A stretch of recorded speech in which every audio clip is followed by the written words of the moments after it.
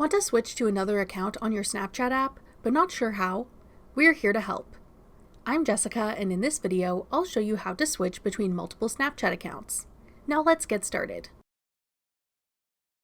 To switch between accounts on Snapchat, open the Snapchat app and tap your profile icon in the top left corner. Tap the settings icon in the top right corner. Scroll all the way to the bottom and tap Log Out.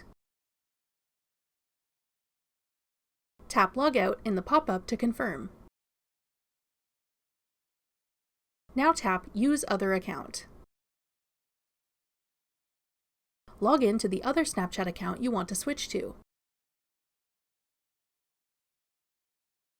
Once you've logged into this account, you can easily switch back and forth between the accounts by logging out of one account and tapping the profile icon of the account you want to switch to. That's all it takes to switch between multiple accounts on Snapchat.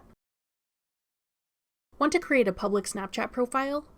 Check out this tutorial next. Click the video on your screen now to watch. Thanks for watching. If you found this video helpful, we'd love it if you'd hit the like button below and subscribe to our channel. We put out great new tech tutorials like this one every day.